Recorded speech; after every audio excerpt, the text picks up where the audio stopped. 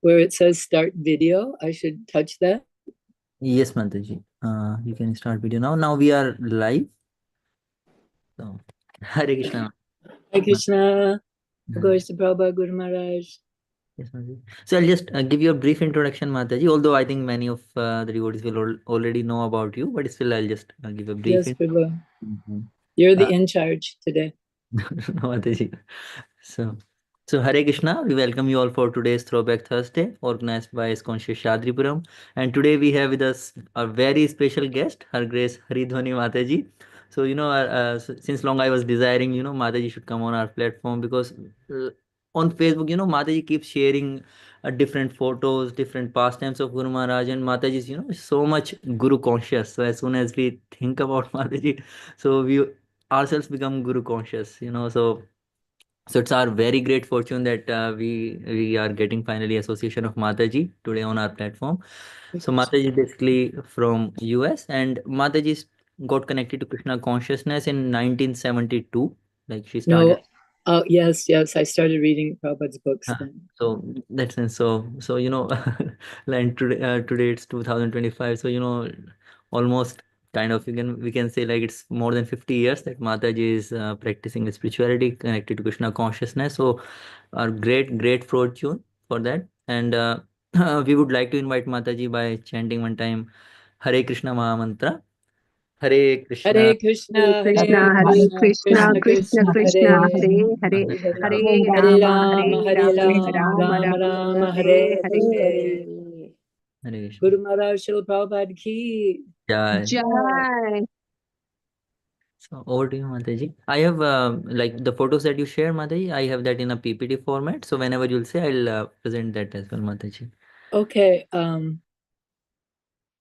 maybe I was thinking actually there's 8 photos. Maybe you could show the first 4 so people can see Mother Lori, Guru Maharaj's mother, and it helps to like focus and appreciate if we know who we're talking about. And then the last 4 we can show later.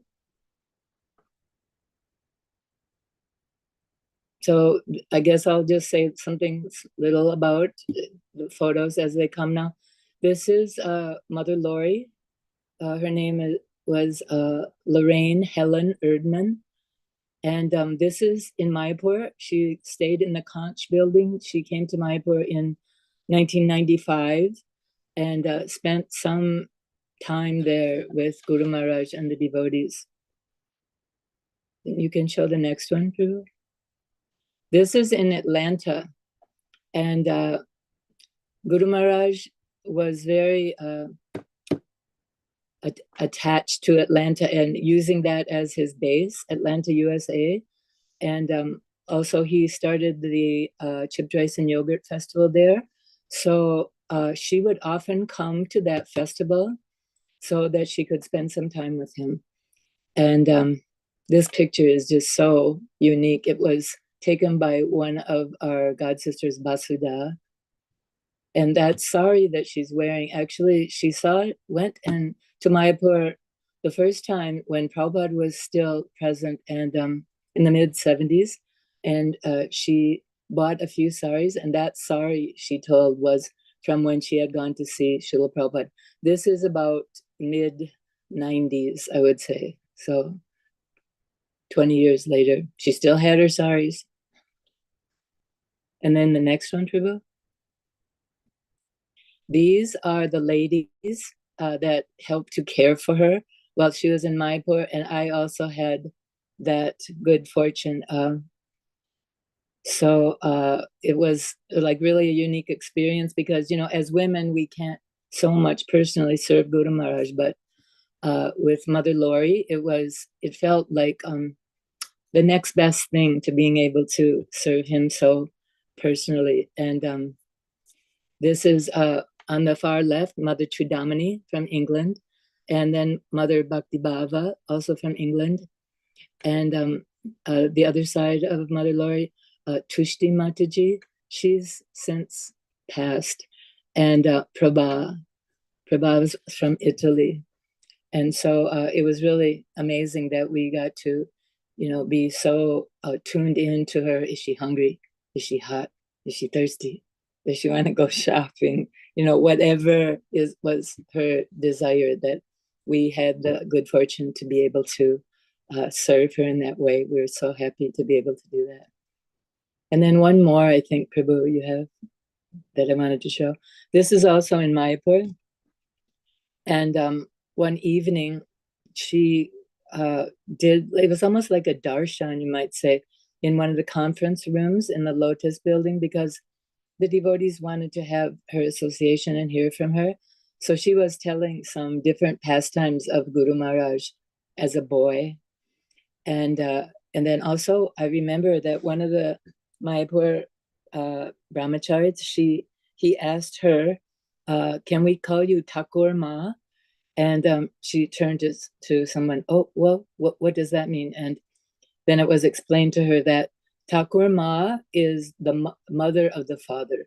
In Bengali, it's so nice. They have different words depending on the relationship that you have with someone. The mother of the mother is Didi Ma. I don't have to explain this to any Bengali speaking people. And the mother of the father is Thakur Ma. So she was also literally the mother of our spiritual father. And she was very pleased. She said, yes, that would be so nice. Okay, so we can save the rest till later, Prabhu, and maybe I'll just, first I just wanted to offer obeisances to all the devotees, and please ask for your good wishes that I can speak something pleasing to Guru Maharaj and to you. So please accept my obeisances.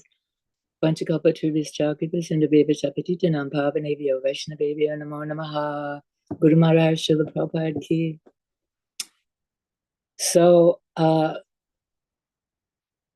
the reason that we got so much association with Mother Laurie here at New Talavan, and also our sister temple, New Orleans, it's only about an hour from here, is that I don't recall the exact year, but sometime in the late to mid 80s, maybe about 83, 84, Mother Laurie had a stroke. And Guru Maharaj, he asked that the devotees in New Orleans, New Sankirtanpur, and New Talavan, that if she came, that they could care for her. And that was actually just shortly before I came. We came in 1985. And then she wasn't like incapacitated, but she just needed some, care and attention with her needs. And so she was staying mostly in New Orleans. And Mother Latika Bhakti from Sweden, who has now been in Mayapur many years, and also our dear Manarupa from Germany, they were, and others, I'm sorry if I'm missing somebody, they were the main caregivers. And so she would also come out to New Talavan. And I remember hearing that she planted a rose right near to his quarters where he stayed here at New Talavan. And here in the south, the roses bloom like May, June. They actually bloom at other times, but at that time was right around the time when he would come to New Talavan, because the Panihati festival is always in June, and then he would make the rounds here in the southeast zone. And so it seemed like whenever he was going to come, then that rose would bloom. And so, we could remember how that was Mother Laurie's seva for him. And she was very like avid, like gardener, liked to do work with flowers, and very knowledgeable also. But she's from Wisconsin, which is where Guru Maharaj was born. And she lived in Milwaukee, near to Milwaukee, when Guru Maharaj was born. And then later in a place called Whitewater, Wisconsin.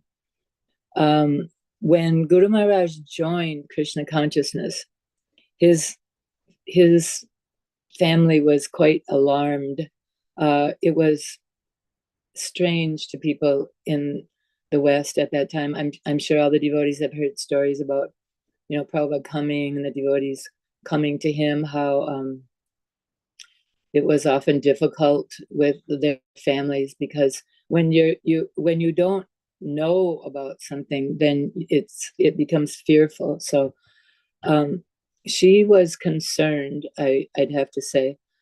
His father, I'm sure most of you have heard him tell the story that his father was, I guess you'd have to say, disturbed, or very disturbed. And I mean, I'll take the liberty of repeating this pastime, because I've heard Guru Maharaj say it several times, that his father actually threatened to turn him into the draft board.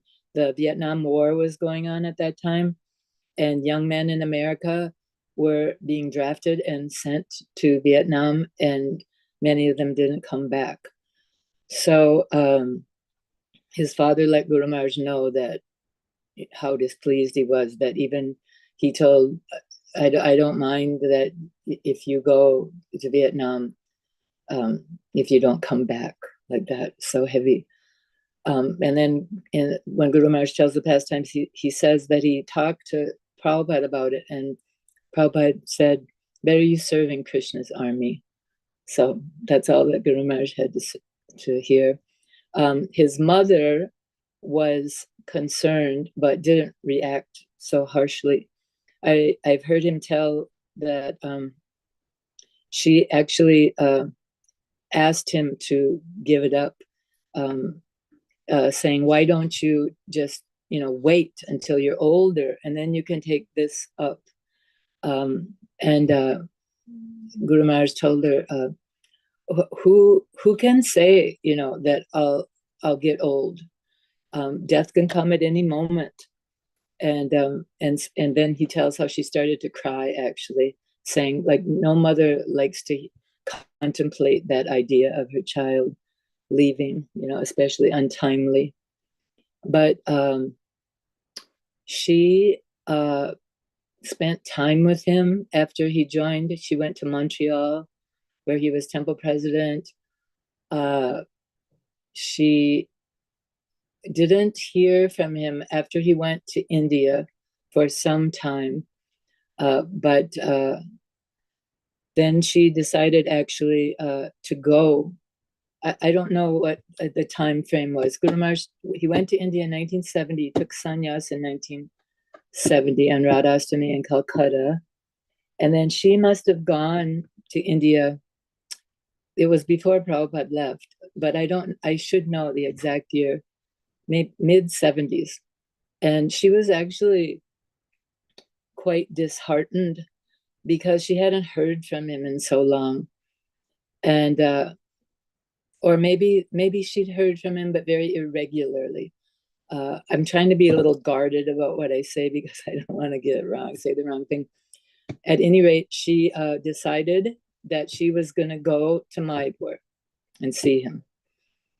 And she had also decided, she actually told this story when she was here at New Talavan one year for the Vyasa Puja Smarana that we would do for Guru Maharaj the first time he came to New Talavan after Vyasa Puja. She told this story that she was upset. She went to Mayapur.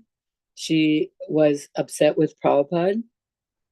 She felt like Prabhupada had actually taken her son.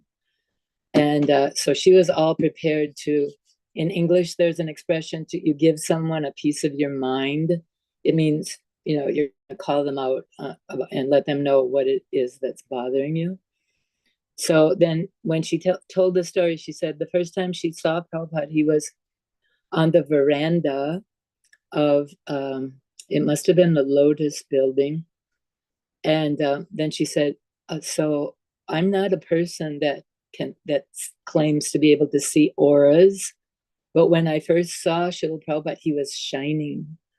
And so she was a little taken aback by that. And then, of course, Guru Maharaj is there, and he introduced her. And she said that Prabhupada was so gracious and welcoming, and so appreciative of the service that her son was doing there in Mayapur. And then she used another English expression. She said, Prabhupada just, she snapped her fingers and she said, he took the wind right out of my sails.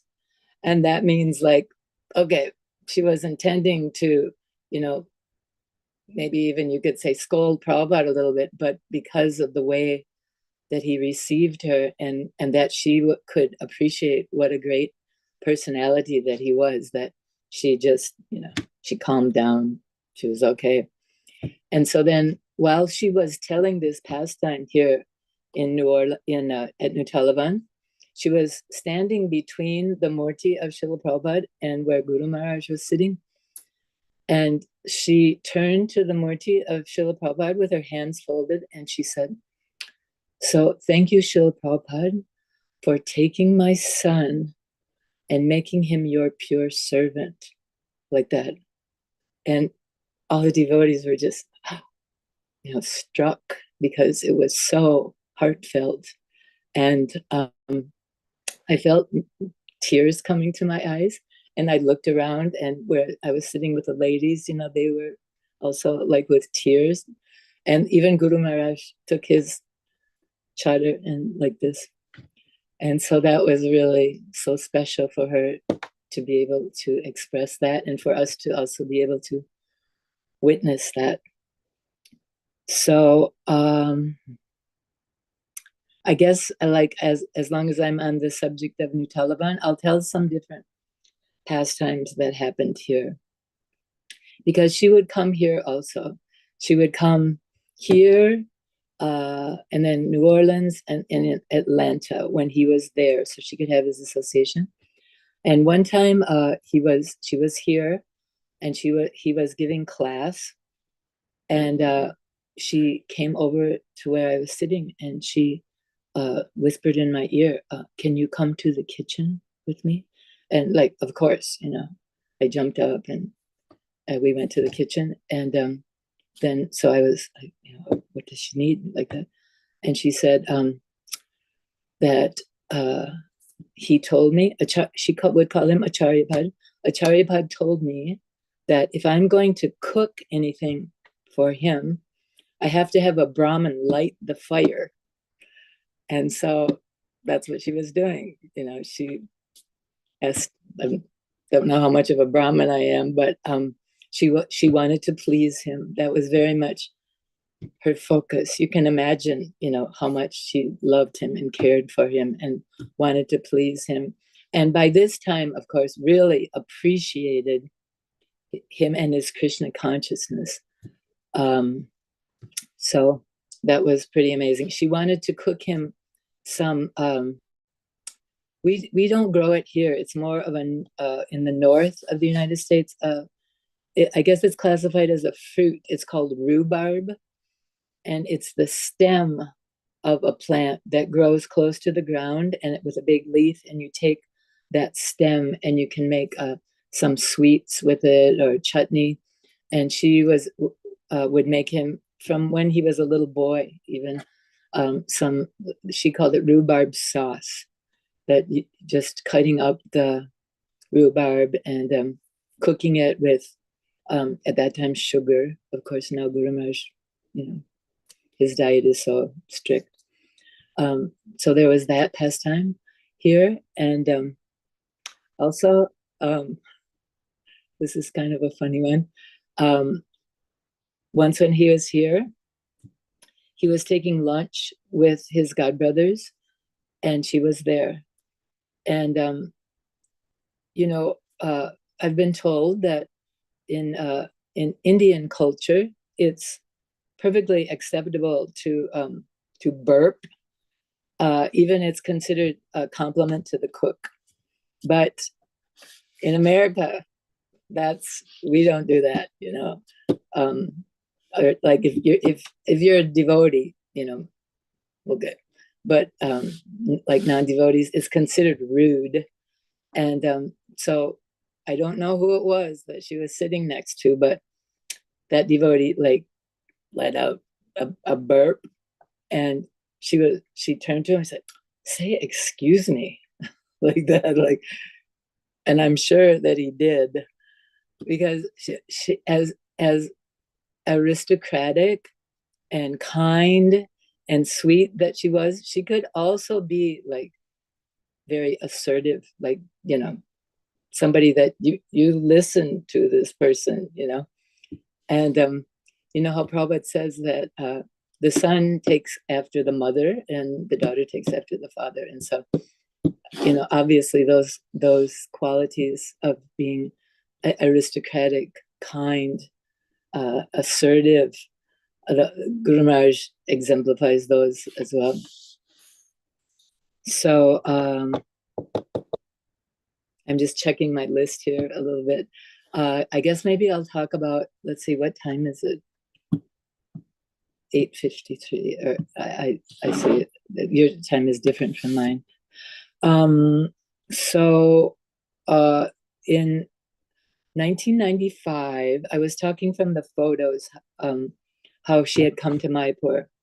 And the reason that she came that year is that it was the 25th anniversary of Guru Maharaj taking sannyas.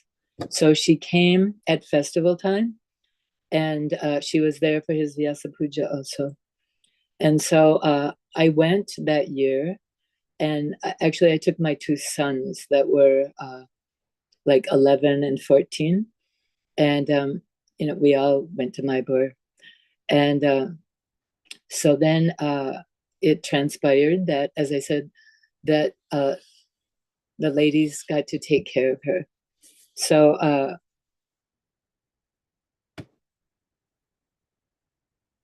told. I guess when I was telling about how she was wearing sari in that photograph, the very beautiful sari, that Chudamani Mataji, who was out in that picture, and I went to I don't know if it's still there in Mayapur, but there's a shop just in the Chakra building called Vaikuntha Bandar, and we looked for some saris that we thought would be appropriate for her to wear for the Vyasa Puja day, because it was so special. So we actually found the sari that she was wearing. It was silk, and with a very sweet design, like a little like lavender. The background was white. And so then we took that sari up, and I'm trying to think if we took more than one and let her choose. Chudamani would know. I just can't remember, but that one she liked. And then also we had the tailor come and measure her. We were there, measure her for the blouse and make choli from the blouse piece. And she was so pleased. She was always like impeccably dressed, very impeccable, you must know, meticulous, very everything, not anything out of place. And so then for that Vyasa Puja, she also spoke in front of all the devotees when people were making their offerings in glorification of Guru Maharaj. She spoke. And there's a couple famous stories about that time that many of these things I'm telling, I've also written about on my Facebook page. And if you ever want to go and check there, my page is, I would say, 99% exclusively about Guru Maharaj. And it's Helen Brown Haridhvani, if you ever want to check there. So it was the day of Vyasa Puja, and she was speaking. And one of the pastimes she told was that when he was a little boy, she would take him to church. He was born a Christian, raised a Christian. I'm not sure which denomination now that I'm telling it. I know they were Lutherans, and then it seems that this pastime happened at maybe an Episcopalian church. Anyway, I mean, that isn't so relevant, but she was in church, and in Christian church, they're called pews. They're like benches in the church, and then the pastor, the priest, is up front giving some lecture usually. So she was sitting in the pew, and her little boy next to her. And so when you have 4 or 5-year-old, you're always like checking on them. I know. I have 3 kids, and so she looked over, and he wasn't there. He wasn't sitting next to her. So of course she became alarmed. Where is he? What's he doing? So she looked towards the back of the church. In a church, there's an area called the vestibule. It's like the entranceway, and a bunch of people were gathered around there. And so then she became even more alarmed because, oh, what's going on? What's going on? She's telling all this. And so she went back there, and the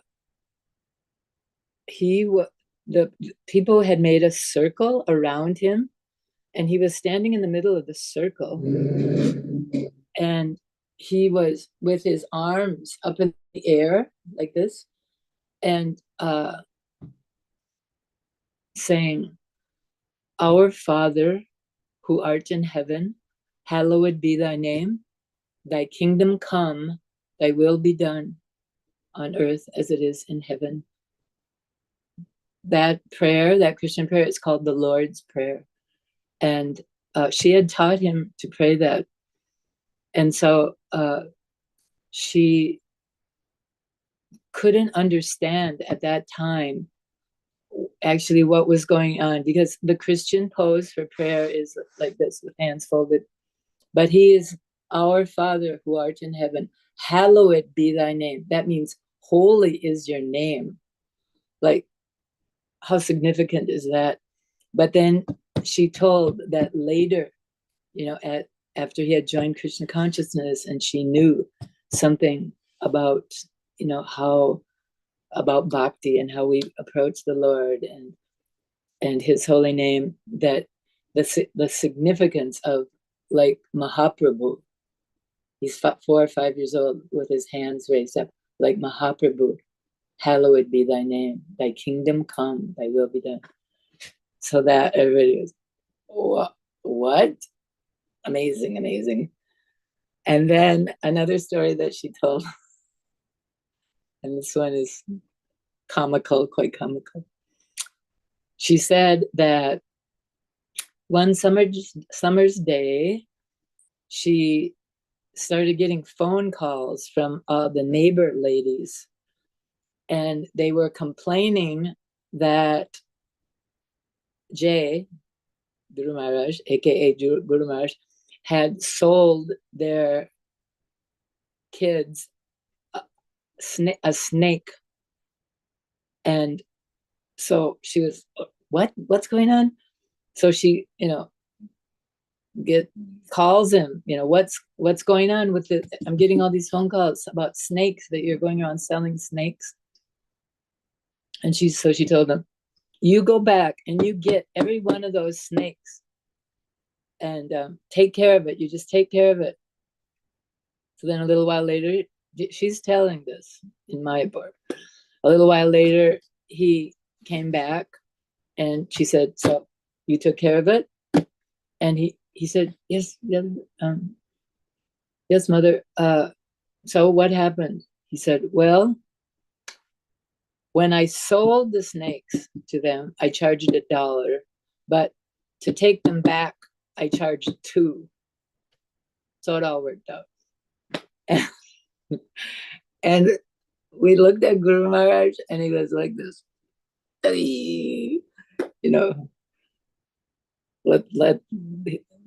let the cat out of the bag for that one. That's another English expression. Maybe I'm using too many. That's like, give them away, So then some other things that happened in Mayapur were that she was staying right there in the Chakra building. He's still stays in the Lotus building on the very top floor. And he was staying there, and she was staying in the Chakra building. And he would come every morning to take breakfast with her. And one morning, he came, and he had a ankle bracelet of Srimati Radharani in Vrindavan. And he wanted to give it to her. And so he first put it on her head, and then he explained to her how special this was, that this ankle bracelet of Srimati Radharani. So there's a picture of her getting that bracelet on her wrist. Chudamani was putting that on her wrist, and she was very pleased, of course. That's a loving exchange. And then somebody that you really love, it's a real loving exchange. And I took the liberty at that time to ask him about something that had been bothering me, because when we took her out on campus, like usually we'd have her, she would be in a rickshaw. No, so she could easily go here and there. And the people would, because you just see her and she was special, very aristocratic, this older white, beautiful white lady. And so they would want to touch her feet.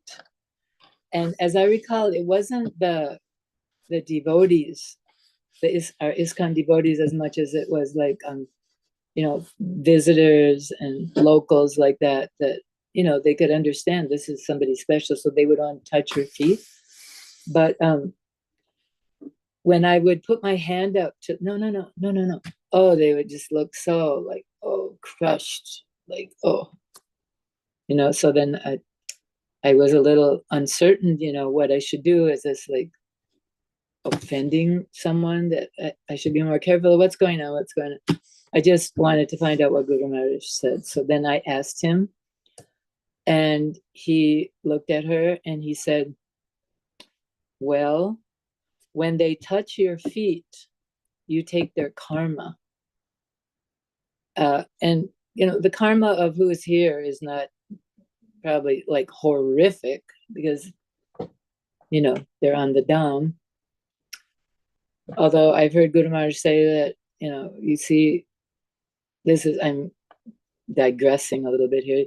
You see people in the Dham doing all kinds of horrible things. So those people, he said, they're on the crust of the Dham. So anyway, he said, so when they touch your feet, you take their karma. So do you want their karma? And she looked a little bewildered and maybe didn't answer. And then he looked at me and he said, better not. Better they not touch her feet. And so that's all I needed. Like, I'm from a German family, and Germans have kind of a reputation for being like, and so that can be me. Anybody that knows me can tell you that. And so that's all I needed. Like, from then on, like, nobody touched her feet. Nobody even got near her feet. That was it. That was the end. And then another thing that happened, I remember, and I wasn't there, but he wanted the ladies to take her to the Ganga, and to, she had this stroke, take her to the Ganga. And he wanted to make sure that she went under the water, that she immersed, because she had an aneurysm near the top of her head, as I recall. And so he wanted the ladies to make sure that she submerged, how when you bathe, you go down 3 times, 1, 2, 3. And so I'm trying to think. I started telling the story, saying that that actually, that's what happened. But I'm a little doubtful now that they made sure she went under, because actually she passed from a stroke eventually. It's in Guru Maharaj's family, his father also from a stroke. So anyway, she was very just so happy to be there, and so happy to be with the devotees and with him, of course. Then I'm trying to think if there's any other Mayapur past. Oh, of course, like maybe one of the most important ones. And I have picked the pictures I have towards the end are of this, that we were all there when he took her on a tour of Prabhupada's Samadhi.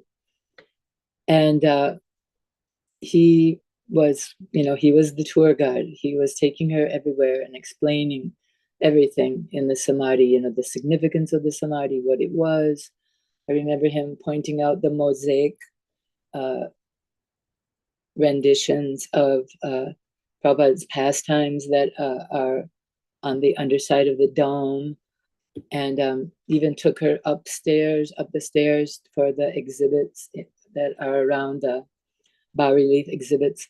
And I have a picture, I maybe I sent that, he's like very, being very careful with her, like coming down the steps, and, she's his ma, I mean, he takes care of everybody, but he's going to take care of her. And she was very like delighted with that, being able to go there with him and hear from him about that. Then when they left Mayapur, my sons and I went to Vrindavan, and Guru Maharaj took his mother to Nepal. And I don't know anything about that visit. I'd be interested to hear if anybody knows. But he wanted her to see Nepal. And then she wanted to see the Taj Mahal. And so Guru Maharaj had already been in India for 25 years and, never felt the urgency to see the Taj Mahal. But because she wanted to do that, that's like a famous thing, tourists do. So he took her to the Taj Mahal.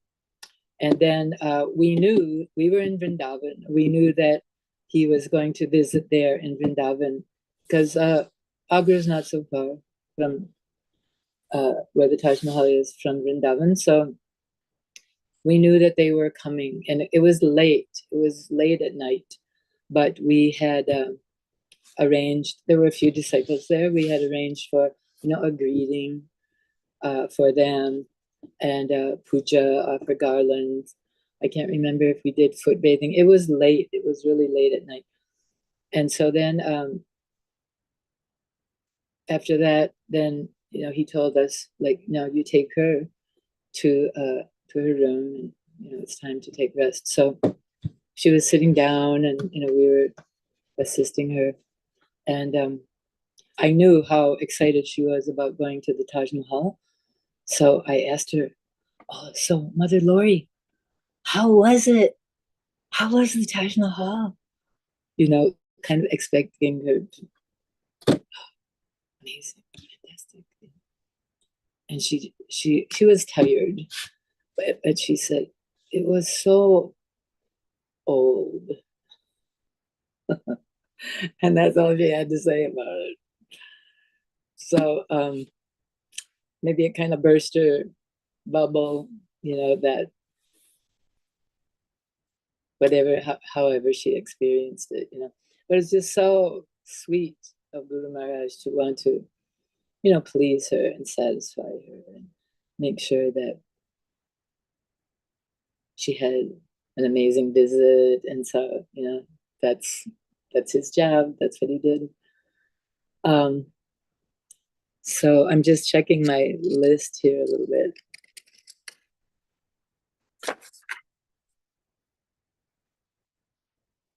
Okay, then I have to talk about Atlanta. Atlanta is another place where we would get to see her and serve her. And Atlanta, maybe a lot of you know, but in case you don't, it's in the southeast United States. And that southeastern zone was Guru Maharaj's GBC zone for many years, many years, 20 years at least. And the four temples that were there under his guidance were New Talavan, where I am, New Orleans, just nearby Atlanta, and I'm just drawing a blank. Oh, Murari Sevak. That's where I joined, actually. There's a farm in Tennessee That's about an hour from Atlanta, Marai Sevak. And so Guru Maharaj, he would initiate in that zone. In the days of the zonal acharyas, maybe you know about that, how if you were in a certain place, you're expected to take initiation from that spiritual master under whose jurisdiction and guidance that temple was. And so Hridayananda Maharaj was the initiating guru, the zonal acharya, but then Guru Maharaj came in 1981, and that area had co-zonal acharyas. Anyways, Guru Maharaj really created Atlanta as his base.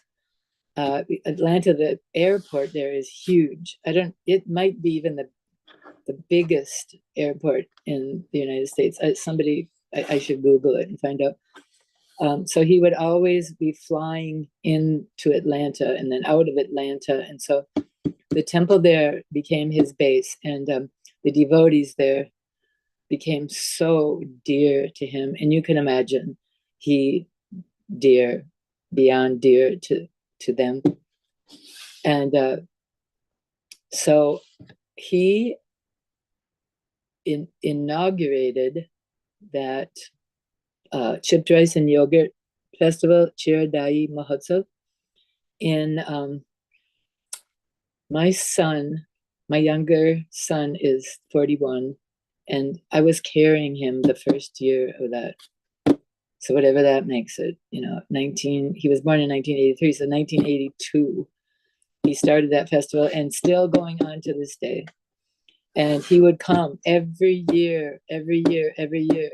And maybe you know about that festival, how special it is, that it's a reenactment of the pastime with Raghunath Das Goswami, who was trying to approach Lord Chaitanya without going through Nityananda. So it's called the Punishment Festival, that very mercifully Nityananda Prabhu punished Raghunath Das by commanding him to feed everyone with chipped rice and yogurt. And so Guru Maharaj's idea was, because that temple in Atlanta is Prabhupada named New Panihati, and the original punishment festival, it took place in Panihati in West Bengal, then Guru Maharaj's inspiration was to have that festival there, at that special place that was connected in that way. And so every year he would come, and we would always go from New Orleans and New Talavan to the festival and assist in whatever way we could. So I would often get to help with the pots. So many pots are filled with the different combinations of. Now it's become quite elaborate. In the beginning, it was more simple, but now there's all different flavors, salty and sweet, with the kheer and yogurt. And then he even has names for the different pots. The one that's like flavored like South American style. One is like New Orleans. The New Orleans pot is like Cajun style. That's a special kind of a cuisine from New Orleans, like that. And then he would be there to orchestrate the whole thing in such an amazing pastime to be there and see him in action. And then after all the pots are on the altar, then he would offer the puja to Gaur-Nitai. In Atlanta, they have Jagannath on the far left, and then in the middle is Gaur-Nitai, which is a little unusual, and then Radha Madan Mohini, I think.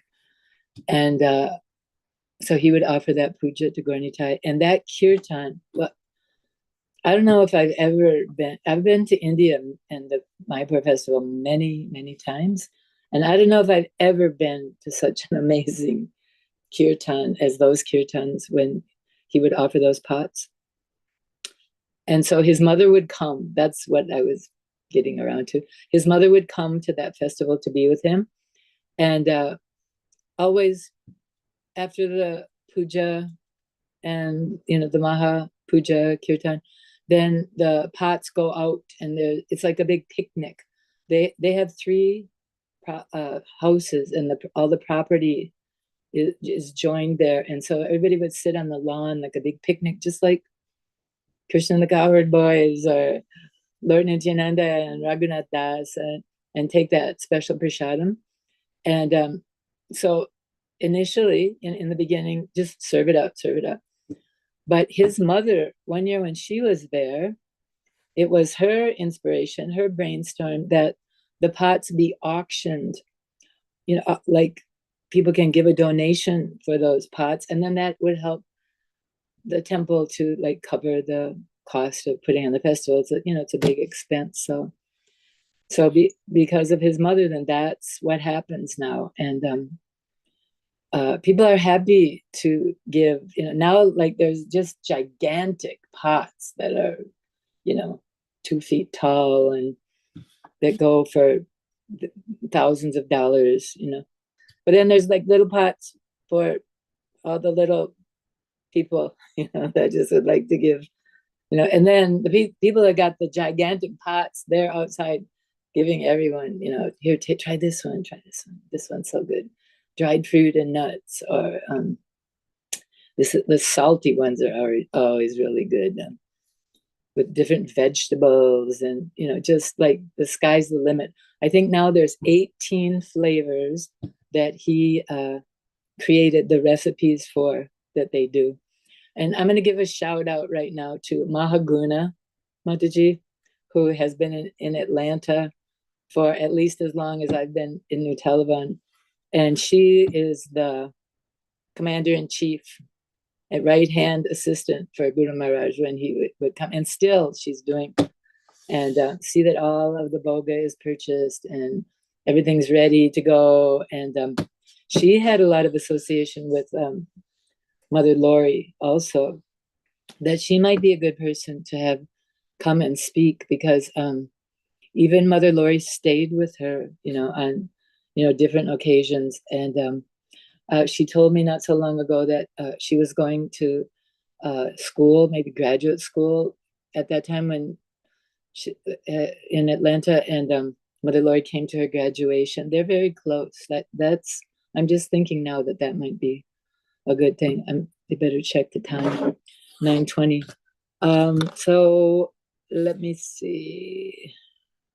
Yeah, Atlanta. Just if you ever get a chance to go to Atlanta for that chipped rice and yogurt Chiradahi Mahotsav, it's like so nice.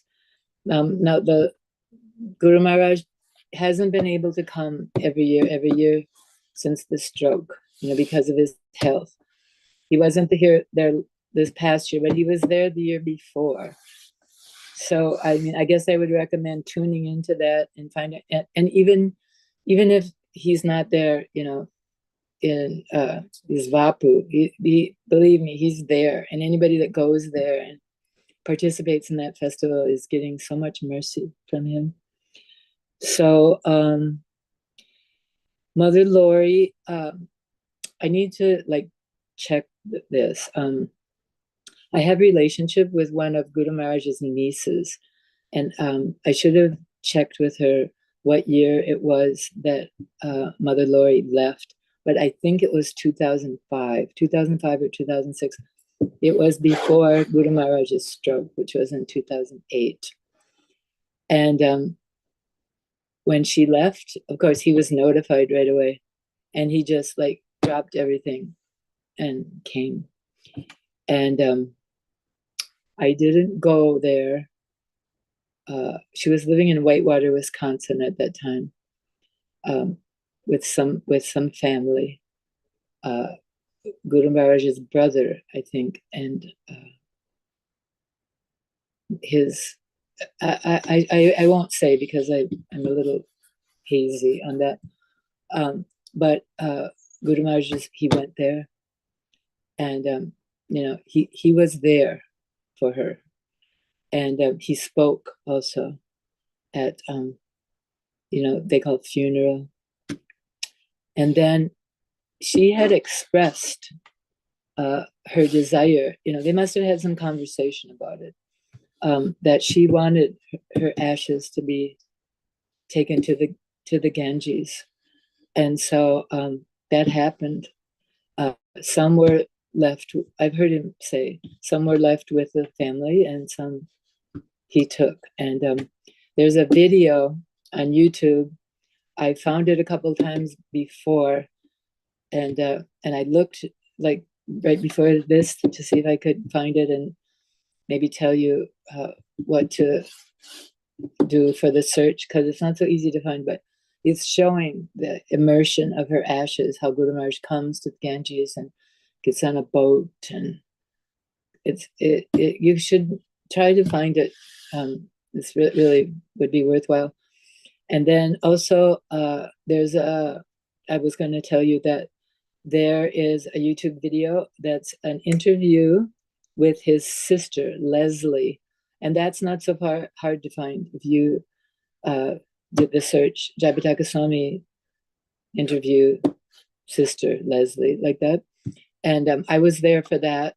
And some ladies are there and talking to her. And she's telling some other nice, special pastimes about Guru Maharaj. She's quite a bit. She's also passed now, and his brother.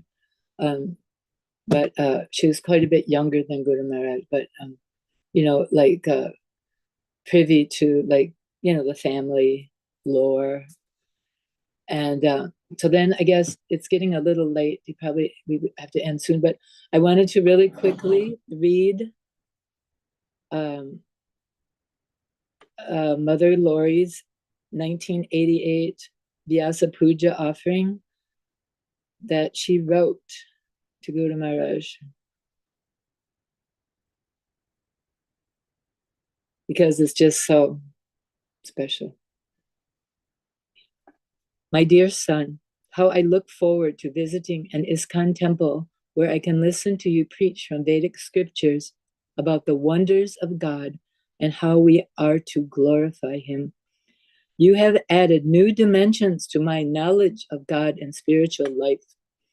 In place of your marrying, you say you have thousands of children, devotees. That translates into giving me as many grandchildren. It is an awesome thought. But as a child, you were awesome, so I don't wonder at your great responsibilities today. I may not see you as often as I'd like, but I know you are doing God's work, bringing God consciousness to all you meet as you travel the Iskcon world, touching hearts and illuminating minds wherever you go. I am most fortunate to be the mother of His Holiness Jayapataka Swami Acharyapad. May I be privileged to have many more years on earth to enjoy your presence. Blessed Appearance Day, or as I usually say, Happy Birthday, Mother. So sweet. So sweet. So, Prabhu, you have those other few pictures, maybe we can show those, and then it's almost time, I guess, but if anybody has a quick question, or what is your suggestion? Yes, Mataji, I can share pictures, and then if you are available, you can take questions. Yes, I'm available. I just don't want to, upset your scheduling. No, Mataji, like we are relishing it a lot. Okay, that's good then. Okay. So here are the remaining pictures. Slideshow. Yeah, so I think there's only 4 photos, and I think they're all in the Samadhi. So, a picture is worth 1,000 words. Look at Guru Maharaj's face. He's offering her the prasadam flower. And she's getting a merciful glance. That's for sure. Actually, I should have mentioned that I've heard him say that Prabhupada told him that his mother was a devotee in her previous lifetime, which makes a whole lot of sense to me. So how special, she was to play that part, in Lord Chaitanya's Leela, giving birth to such an exalted, wonderful spiritual master, Acharya. Guru Maharaj ki, Mother Lori ki. Okay, Prabhu, the next one. Yeah, this is also in the Samadhi, and I was talking about this. They had gone upstairs to see those bas-relief exhibits, and you see he's right there. He's right there, making sure that she's safe. She's okay. Next one, Prabhu. Yeah, this is coming out of the Samadhi, and wow, all the devotees were so happy. I'm actually right. There's a Prabhu with a gray kurta between them, and I'm right behind him. Yeah, a skinnier, younger version of me. This was 1995 in Mayapur. And this Mata, who's right next to Mother Lori, on her left, her name is Lokeshwari. She's from Australia. She was also helping so much to care for Mother Lori when she was there. And is there one more, Prabhu? One more photo? Yes, this is I took these pictures. I believe this is when he was explaining the how I was talking about the mosaic depictions of Prabhupada's pastimes on the underside of the dome. So he's explaining to her some of those different pastimes, and they're looking up like that. I like this picture so much. It's really special. So I think that's maybe all that. I mean, I'm sure I'll remember something like, oh no, I forgot to tell that one. But if somebody has questions, I'll be happy to do my best to answer. Yes, so devotees can raise their hands, and then we can take. So there's yes. But you're gonna orchestrate that part of it, huh? Yes, Mataji. Okay. Okay, Lalita Mataji, you can unmute and. Hare Krishna, Mother Haridhvani. We don't have words to thank you for this amazing journey back in time, and then being with Guru Maharaj's mother, looking at through your eyes of appreciation and the wonderful moments that you've captured. We don't have words to thank you. Thank you so much for sharing. And I know you have at least the pastimes worth 4 more sessions of sharing. So we would plan to call you again. So thank you so much. Is there any pastimes in New Talavan at your home when Guru Maharaj visited you? Would you like to share anything? Well, I remember one year he decided, they do this in Malaysia, or did, that when he came, then he would do like parikram and go to people's houses around, so many in a session, and offer a sitting place, a garland, foot bathing, sweet words, how a saintly person comes. So he did that one year here at New Talavan. Now we are not so many here, maybe 20 families.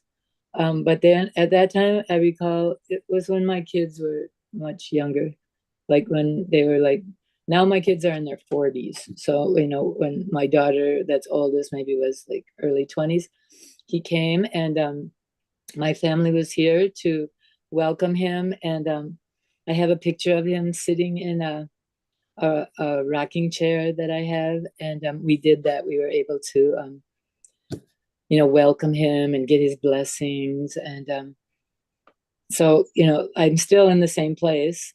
And I always feel like my home is decorated with the dust from his lotus feet.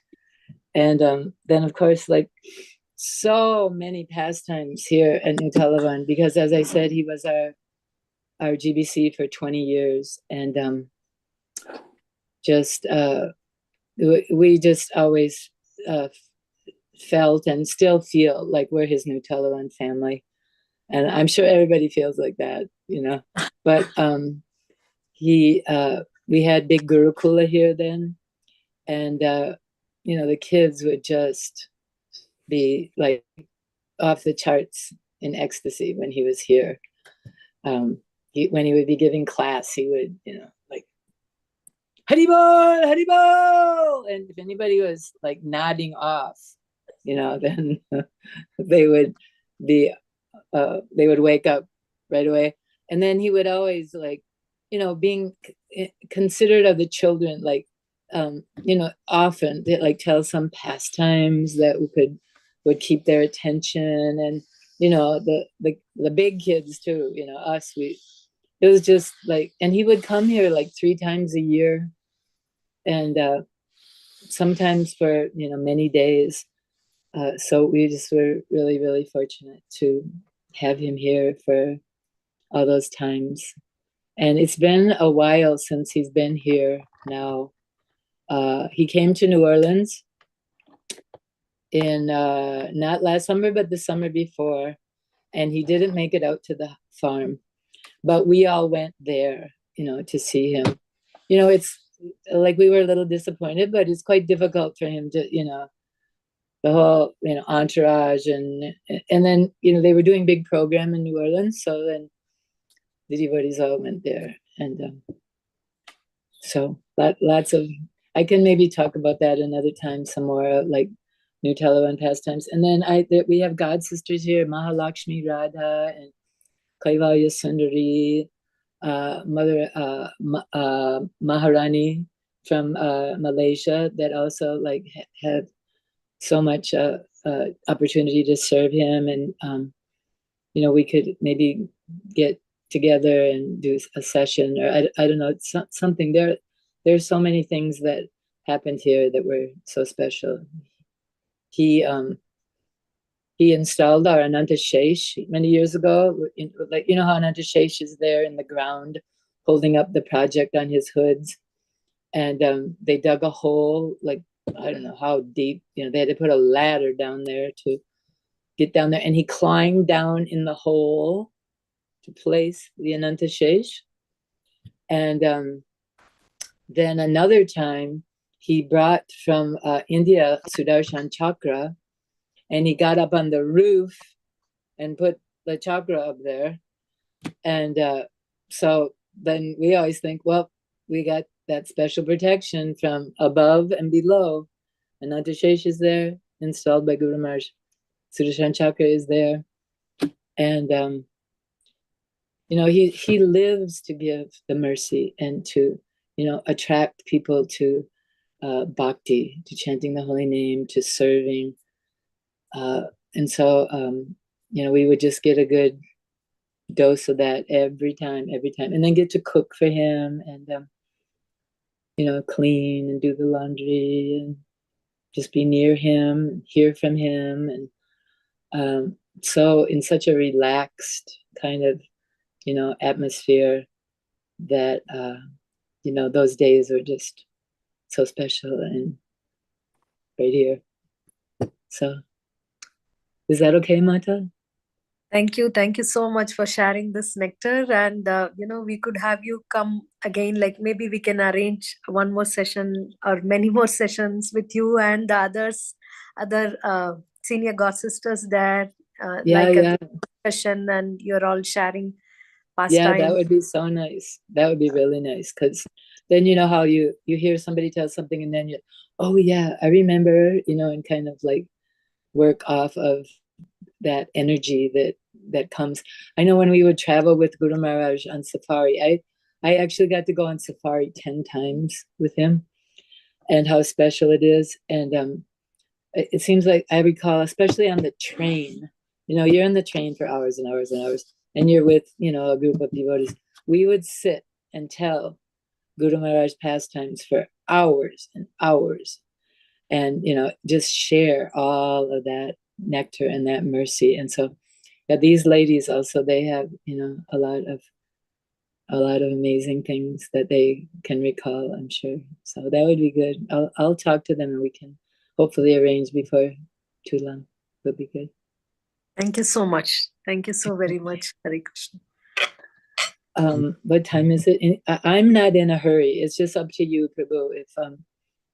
If you want to take more questions. I think one more we can take from Ayushi Mataji. Okay.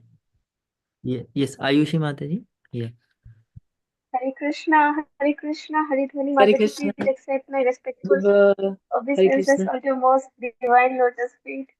Haribo, Please Haribo. bless me so that I can dive like you into the nectar and pastimes of Srila Gurudev. It's so relishing. Like I wish I could hear all the time, all the time. Like I don't feel you to stop it. It's so relishable, Oh, thank you for and encouraging me. I'm very grateful to you very It's much. His mercy. My You should. question. Okay, go ahead. I was just going to say real quick, like, look at my page, my Facebook page, and even you can do a search on the page. And if you look up Safari, I've written things about Safari, or Mother Lori, like that they'll come up, those different ones that you know, that might be something to consider. But what is your question then, Mata? Mataji, I would like to ask you, like, what is the most favorite pastime with Guru Maharaj? Like, which is so much close to your heart. Can you share one of your favorite pastimes, like personal exchanges Okay, with Guru Maharaj? I was Can you? going to say, oh, it's hard to think, but one that is very for me special is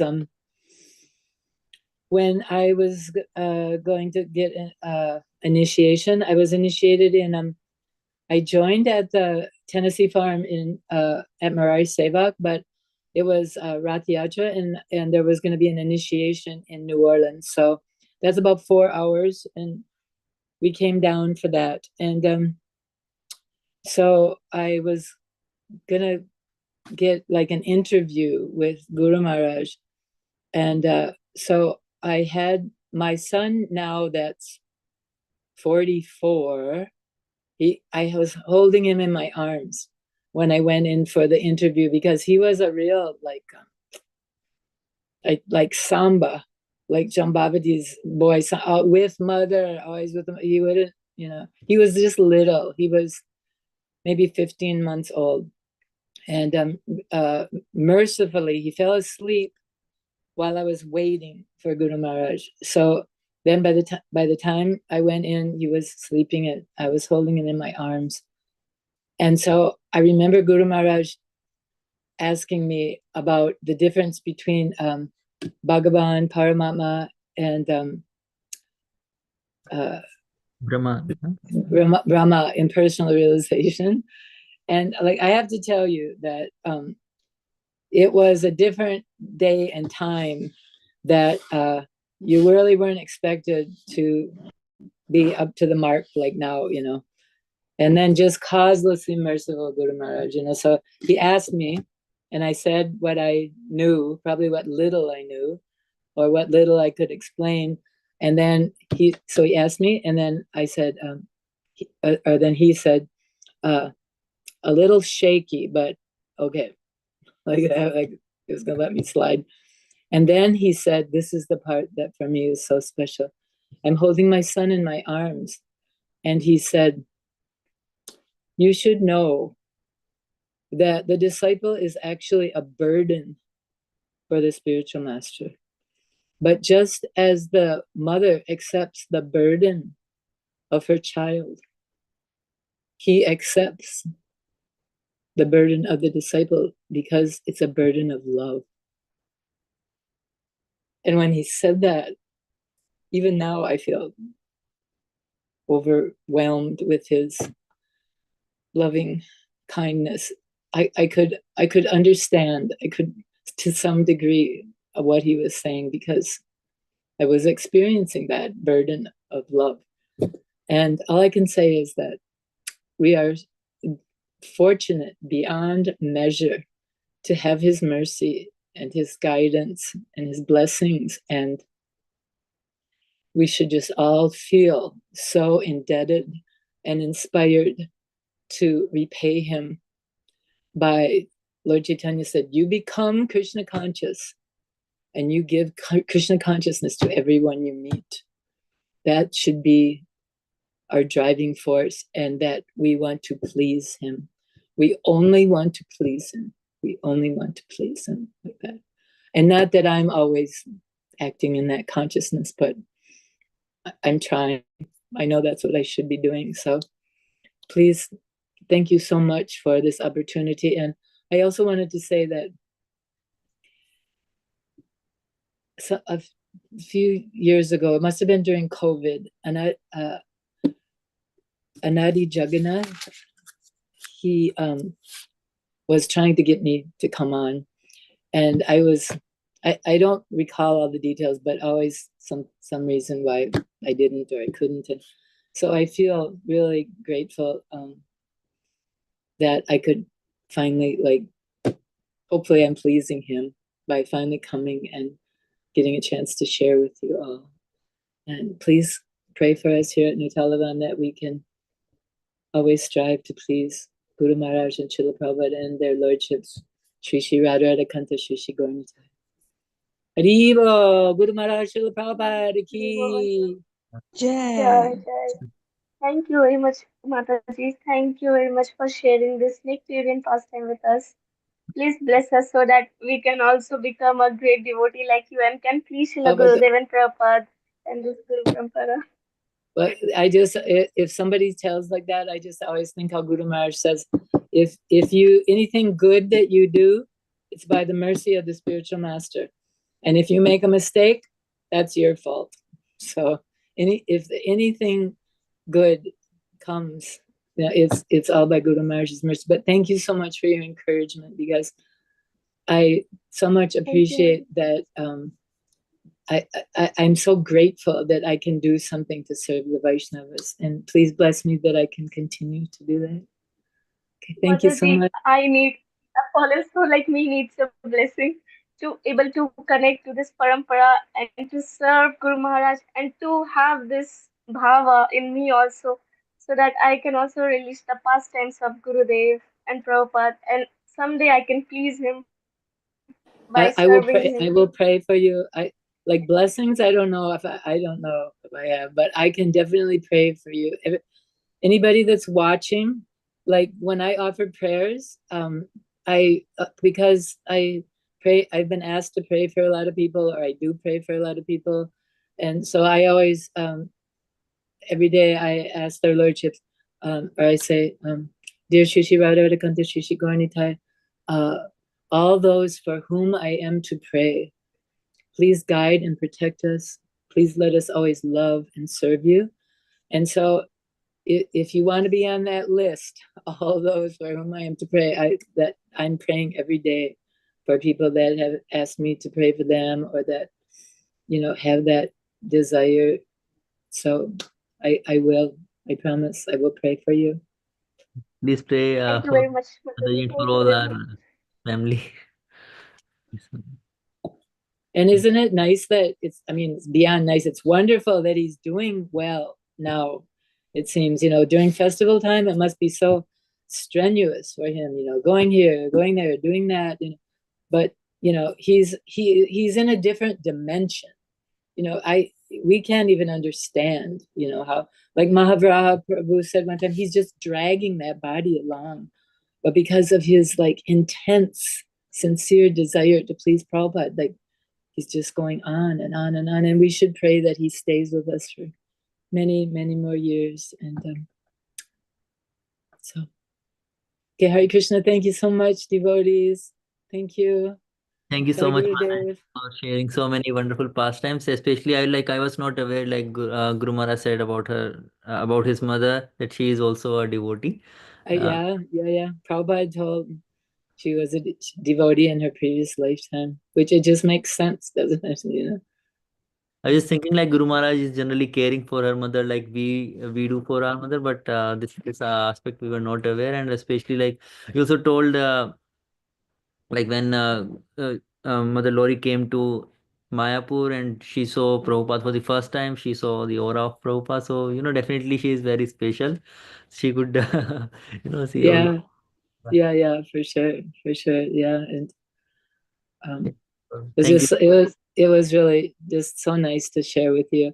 Like I was when Mataji asked me, I like right away, I'm like, oh no, I'm like nervous, because speaking maybe not so much, but like doing this Zoom, I haven't done this since COVID when I would go on for Guru Maharaj's classes. So I had to go ask somebody like, how do I do this? What do I do this? So I'm relieved that by Guru Maharaj's mercy that and your desire that it all went well, and I'm so happy that I could share with you. So Hare Krishna. Thank you, Mataji. So I think all the devotees would have relished it so much, especially like till now we didn't had any speaker who would share about Mother Lori. So this is the first time that on our platform like someone is talking about Guru Maharaj's mother. So definitely very wonderful to hear. I'm glad, Prabhu. I'm glad. Yes. Thank you, Mataji, for accepting the invitation, and thank you to Lalitangi Radha Mataji also for inviting you and coordinating. Yes. And definitely, I'll request Lalitangi Mataji. Like you mentioned many other names as well. I think one is Mahaguna Mataji and some other names. So Yeah. very fortunate to have all these great Vaishnavas on this platform sharing their. Yes, and they're all like very early disciples, early 80s. These ladies have been around and got to serve him and relish being with him. So yeah, that would be good, Prabhu. Yes, thank you for suggesting all these names, Mataji. Okay then. Yes. So on behalf of Iskcon Seshadripuram and all the assembled devotees, would like to thank Mataji by chanting one time Hare Krishna Mahamantra. Hare Krishna. Hare Hare Krishna, Krishna, Hare Hare Krishna, Krishna, Krishna Krishna, Hare Hare, Hare Rama, Hare Rama, Hare Rama, Ram Ram, Hare. कृपा से Mataji, प्रणाम धन्यवाद प्रणाम हरे माता कृष्णा हरे कृष्णा धन्यवाद धन्यवाद Hare Krishna, Mataji, Dhanavad Pranam, Mataji. Hare Krishna Mataji, Dhanavad Hare Krishna Pranam माता Mataji. जी Thank you. प्रणाम Hari Bol, Jai Vaishnavas, Jai Vaishnavas, Hari Bol. Hare Krishna, Dhanavad Pranam. Thank you माता जी Hare Krishna, Hari Bol. Thank you, Mataji. Hare Krishna.